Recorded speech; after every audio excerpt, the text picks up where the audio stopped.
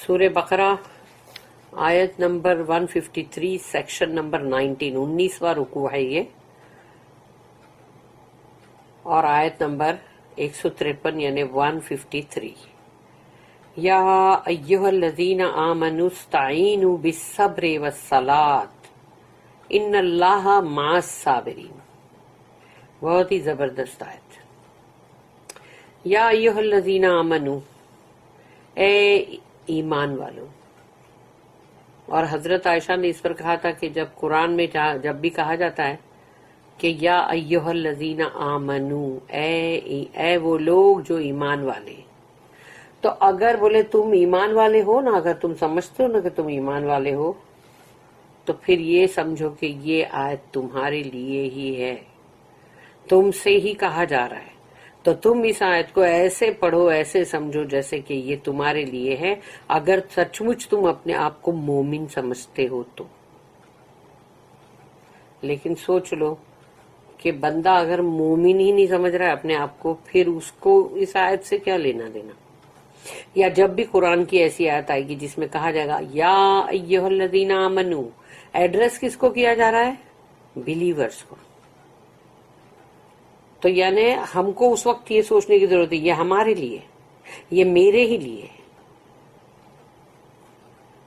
تو یہاں کہا جا رہا ہے اے ایمان والو استعینوا، یعنی کہ مطلب مدد حاصل کرو۔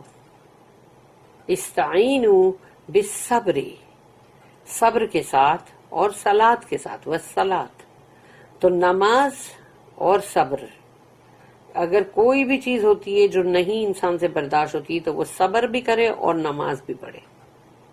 یہ دو چیز ہے جس سے کہ وہ مدد حاصل کر سکتا اگر اس کے پاس سچا ایمان ہے تو، کیونکہ سب سے پہلے مخاطب جو کیا گیا وہ یہی ہے کہ یا ایھا الذین آمنوا استعینوا بالصبر والصلاۃ، کہ مدد حاصل کرو صبر کے ساتھ اور صلاۃ کے ساتھ۔ ان اللہ مع الصابرین، ان کا مطلب ہے یقیناً، اٹ از گارنٹیڈ۔ ان اللہ مع الصابرین، مع کا مطلب ہے ود، تو اللہ صابرین لوگوں کے ساتھ ہی ہے۔ تو سوچو اس سے بڑھ کر کیا بات ہوگی کہ جو صبر کر رہا ہے، دنیا میں تو دکھ رہا ہے کہ وہ بیچارہ صبر کر رہا ہے، کوئی مارے کھا رہا ہے، کوئی صبر کر رہا ہے، کوئی معلوم نہیں ظلم سہ رہا ہے یا حق مارا جا رہا ہے، جو بھی ہے، تو وہ دنیا میں تو دکھ رہا ہے کہ وہ صبر کر رہا ہے، لیکن اللہ تو کہہ رہا ہے کہ ان اللہ مع الصابرین، تو وہ جو صبر کر رہا ہے اس کے ساتھ تو اللہ ہے، تو اب اللہ جس کے ساتھ ہے سوچ لو اس کا بیڑا پار ہے۔ بڑے سے بڑا فرعون بھی اس کا کچھ نہیں بگاڑ سکتا۔ اس لیے اس آیت کو بہت دل میں بٹھا لو۔ O you who believe, seek help with patient perseverance and prayer, for Allah is with those who patiently persevere۔ اس کی جو نوٹ ہے 157 سی سورہ بقرہ آیت نمبر 45 اور اس کی نوٹ، یعنی انہوں نے ریفرنس دیا ہے کہ اسی سورہ کی آیت نمبر 45 اور اس کی نوٹ جو ہے اس کو دیکھو، پڑھو۔ An additional meaning implied in صبر is self-restraint، یعنی کہ ایک صبر کے بہت سارے میننگ ہیں نا، اس میں ایک اور اضافہ صبر کے اندر میننگ میں جو دیا گیا ہے وہ ہے سیلف ریسٹرینٹ، اپنے آپ کو روکنا۔ Haqqani defines it in his تفسیر as following: reason and restraining fear, anger and desire۔ یعنی انہوں نے حقانی جو ہے انہوں نے اپنی تفسیر کے اندر اس کو دیا ہے کہ اپنے غصے کو قابو کرنا بھی صبر ہے، غصے سے رک جانا، پہلے تو خوف ہے اور ڈر ہے کہ ڈر سے اپنے آپ کو مطلب روکے رکھنا، اپنے آپ کو روک لینا، ڈرنا نہیں، ریسٹریننگ کرنا۔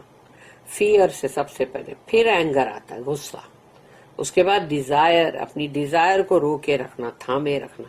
ڈیزائر کے ساتھ ساتھ بہتے ہوئے نکل گئے، کہاں سے کہاں، کہاں سے کہاں نکل گئے. اس کے بہاؤ میں بہتے بہتے بہتے بہتے بندہ کہاں سے کہاں پہنچ گیا. تو اسی لیے ہزاروں خواہشیں ایسی کہ ہر خواہش پہ دم نکلے، اور بہت نکلے میرے ارمان لیکن پھر بھی کم نکلے. تو بندہ یہی بولے گا اینڈ میں، اتنے بھی اس کی ڈیزائر پوری ہو جائے، اینڈ میں وہ یہی بولے گا ارے بھائی نکلے تو صحیح میرے ارمان لیکن پھر بھی بہت کم ہی نکلے، میرے تو اور بھی لائن لمبی تھی ارمانوں کی، تو میری خواہشات جو تھی وہ تو بہت ساری تھی. تو وہ پوری کرتے کرتے کرتے زندگی تمام ہو جائے گی نا. اس لیے خواہشات کو روکو. ایک خواہش آئی اسی کو تم نے دبا دیا، کرب کر دیا، ختم. دوسری خواہش نہیں آئے گی. ایک کو پوری کیا دوسری آئے گی، دوسری کو پوری کیا تیسری آئے گی. اب لائن لمبی لگ جائے گی، پوری کرتے کرتے کرتے تھک جاؤ گے. جو تمہاری خواہش پوری کر رہا ہے وہ بھی تھک جائے گا کہ ارے بھائی اس کو تو ایک چیز دلاؤ تو دوسری چاہیے، دوسری دلاؤ تو تیسری چاہیے. تو ایسے چیز چلتی رہتی ہے، یعنی وہ ڈیزائر جو ہے وہ ختم ہی نہیں ہوگی. پہلی ڈیزائر پہ اس کو ختم کر دو، nip it in the bud. What can be a higher reward for patience, perseverance, self-restraint and constancy than that Allah should be with us? سوچو،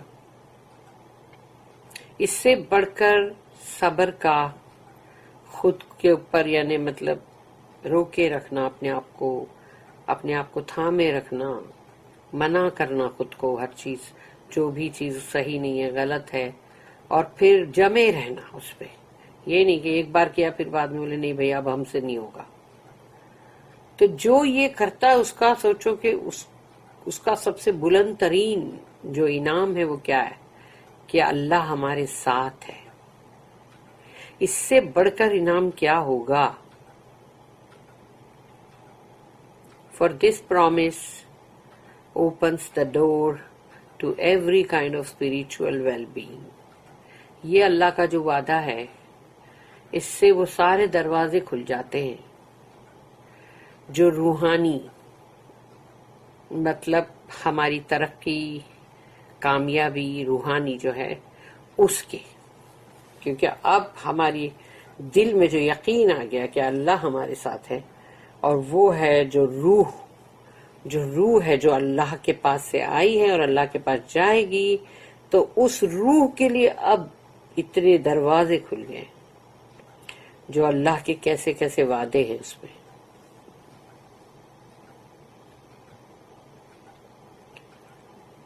آیت نمبر 154. وَلَا تَقُولُوا لِمَن يُقْتَلُ فِي سَبِيلِ اللَّهِ أَمْوَاتٌ بَلْ أَحْيَاءٌ وَلَكِنْ لَا تَشْعُرُونَ. وَلَا تَقُولُوا، مت کہو، اللہ کہتا ہے مت کہو، لِمَن يَقْتُلْ یعنی یقتل، لِمَن ان کے لیے، مطلب مت کہو ایسا جو قتل ہو گئے ہیں، کہ مطلب وہ اللہ کی راہ میں، فی سبیل اللہ، اللہ کی راہ میں وہ قتل ہوئے. اس کا مطلب وہ قتل نہیں ہوئے، وہ ڈیڈ نہیں، وہ شہید ہیں، ان کا مرتبہ شہداء کا ہے. تو ان کے لیے کیسا بولیں گے کہ وہ تو مر گئے؟ ایسا بولنا بہت غلط ہے.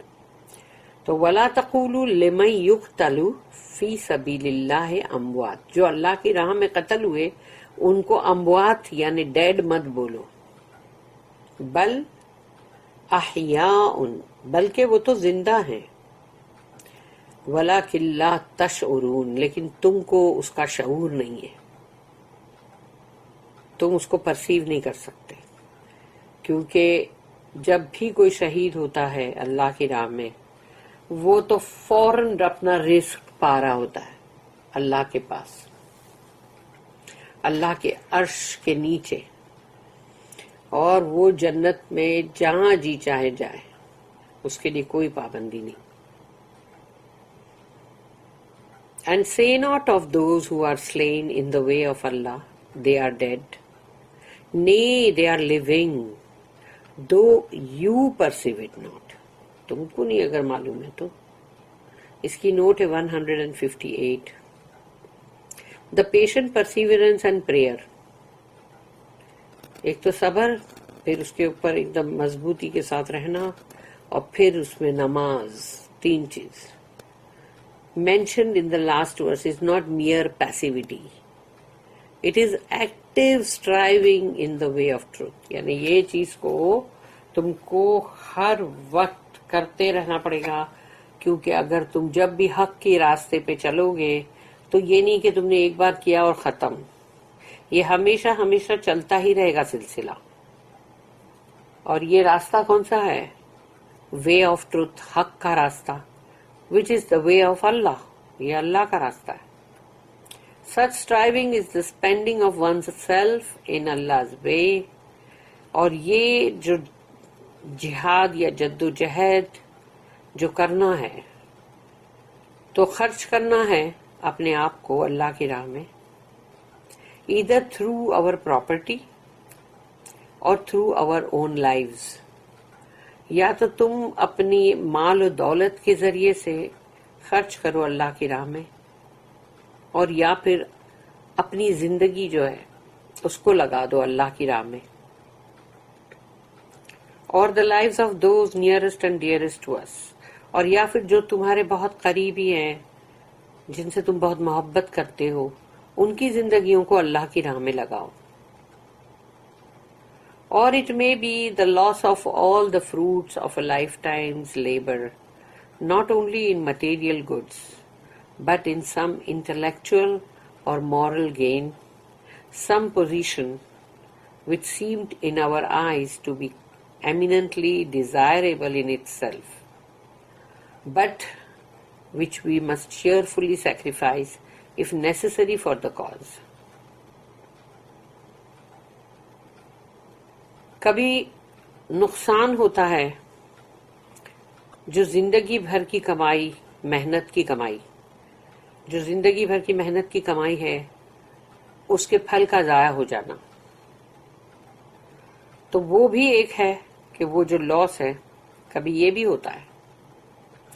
یہ صرف مالی دولت اور مٹیریل گڈ کی بات نہیں ہے، بلکہ اگر کوئی بہت ذہین ہے، ذہانت اس کے پاس ہے، انٹلیکچوئل ہے، اور یا پھر اس کے پاس اخلاقی کچھ حاصل ہے، یا اس کے پاس کوئی رتبہ اس کے پاس ہے جو کہ ہماری نگاہوں میں وہ بہت ہی ایسا جس کے کہ ہم خواہش مند ہوں گے کہ یہ تو بہت زبردست یہ رتبہ ہے، کاش ہم کو مل جائے. لیکن اگر تم نے اس کو قربان کر دیا، ہنستے ہنستے تم نے اس کو قربان کر دیا. یہی تو ہے وہ قربانی، جو عید کی جو قربانی کا جو ہے وہ یہی تو ہے کہ جب تم کو اللہ کی راہ میں کوئی چیز ایسی قربان کرنی پڑے تو اس میں سب بھی کچھ دکھو آ گیا، کتنی ساری چیزیں. تو ہم اس کو ہنستے ہنستے اگر قربان کر دیتے ہیں، اگر اللہ کی راہ میں اس کی ضرورت پڑے. یہ نہیں کہ میں یہ اپنا گھر کیسے چھوڑوں. نہیں بابا، اب ہجرت جو کر کے گئے، کیا انہوں نے تو اپنا کاروبار سے لے کے اپنا گھر بار جو برسوں کا جمایا ہوا انسان کا اپنے گھر کے اندر ایک ایک چیز، ایک ایک سامان جو بھی وہ اس کی ہوتے، وہ اس کی بہت ہی اچھی ضروریات ہوتی ہے. تو اس کو چھوڑ دینا، اس کو چھوڑ کے ایک کاروبار جو سیٹ ہو گیا ہے اس کو چھوڑ کے نکل جانا، تو یہ قربانی نہیں ہے اللہ کی راہ میں. کبھی کوئی پوزیشن کو تم کو چھوڑنا پڑتا ہے، کبھی تمہارا کوئی جو فائدے ہیں وہ سب تم کو قربان کرنے پڑتے ہیں. تو اس طرح سے بہت ساری چیزیں جو اللہ کی راہ میں دینی پڑتی ہے. with such sacrifice، ایسی قربانی، our apparent loss may be our real gain. دنیا کی نظر میں یا ہم کو نظر آئے کہ یہ تو ہمارا گھاٹا یا نقصان ہے، لیکن اصلی میں وہی ہمارا فائدہ ہے. کیونکہ جب ایسی کوئی قربانی دے گا تو لگے گا تو یہی کہ یہ اس کا نقصان ہو گیا، لیکن اصل میں اس کا بہت بڑا فائدہ ہوا ہے. He that loses his life may really gain it. وہ جس نے اپنی زندگی اللہ کی راہ میں مطلب گنوا دیا، مگر اس کو تو وہاں کی حیات ہی مل گئی. And the rewards or fruits that seem lost were mere impediments on our path to real inward progress. یعنی ہم کو جو لگتا ہے کہ یہ ہمارے انعام ہونے چاہیے تھے، جو ہماری کمائی کے یہ پھل ہے، یہ سب کے سب کھو دیے ہم نے، یا ہم سے گم ہو گئے، یا ہم نقصان ہو گیا. یہ تو ہمارے جو ہماری ترقی، ہماری روحانی ترقی، ہماری روحانی جو بلندی جو ہے، جو اس کا ڈیولپمنٹ ہے، اس کی راہ میں یہ بہت بڑے وہ ہیں، کیا بولتے ہیں اس کو، روڑے. تو وہ روڑے ہیں.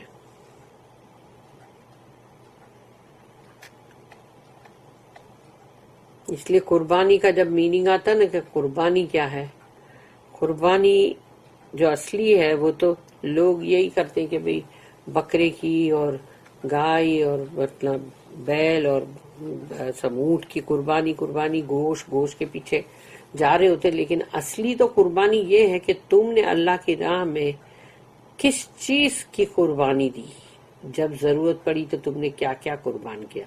اور اللہ کی راہ میں سوچو کہ ایک ہوتا ہے کہ تم جان کی قربانی دے رہے ہو، لیکن ایک ہوتا ہے کہ تم خود اپنے آپ کو اللہ کی راہ میں لگا دیتے ہو.